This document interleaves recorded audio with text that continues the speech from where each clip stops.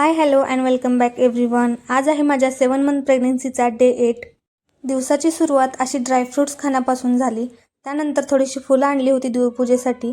पटकन देवपूजा करून घेतली आणि त्यानंतर लागले ब्रेकफास्टच्या तयारीला. तर आज ब्रेकफास्टमध्ये आम्हाला काहीतरी वेगळं खायचं होतं म्हणून मिक्स्ड व्हेजिटेबल आप्पे बनवायचे ठरवले आणि इथे मी आप्पे सगळे बनवायला घेतले होते. आमची अंतरासुद्धा मध्ये करत होती. तिला आप्पे पण फार आवडतात म्हणून मग आम्ही सगळ्यांनी मस्त असे आप्प्यांचा नाश्ता करायचा ठरवला. इथे मी आप्पे आणि बनाना खात आहे आणि अंतरासुद्धा शाळेला जाणार होती, त्यामुळे ती पटकन आवरून तिचा ब्रेकफास्ट करून शाळेला जाण्यासाठी तयार होत होती. आम्ही दोघींनी बसून नाश्ता केला. अंतराचं सगळं आवरलं आणि तिची टिफिन वगैरे पॅक करून तिला शाळेत पाठवलं. अंतरा शाळेत गेल्या तेवढ्यात मला घरची बाकीची राहिलेली जी कामं असतात ती पटपट आवरायची असतात. त्याच्यामुळे मी इथे सगळ्यात आधी भांडी धुवायला घेतली होती.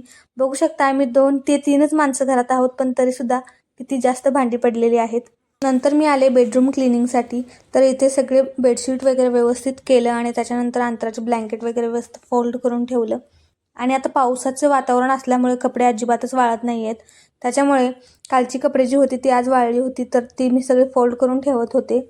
सेकंड ट्रायमेस्टरपर्यंत मला काहीच वाटत नव्हतं घरची कामं करण्यात, पण जेव्हापासून थर्ड ट्रायमेस्टर सुरू झालं आहे, 7 मंथ स्टार्ट झाला आहे, तेव्हापासून मला थोडासा थकवा जाणवतो आहे.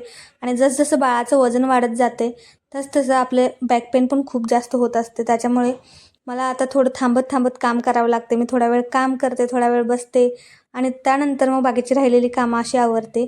अंतरा शाळेतून यायच्या आत मला बाकीची सगळी कामं आवरून घ्यायची होती, कारण आल्यानंतर त्याच्यासोबत थोडासा टाईम स्पेंड करावा लागतो मला. असा होता माझा आजचा दिवस. परत भेटू लवकरच. Till then take care. Bye bye.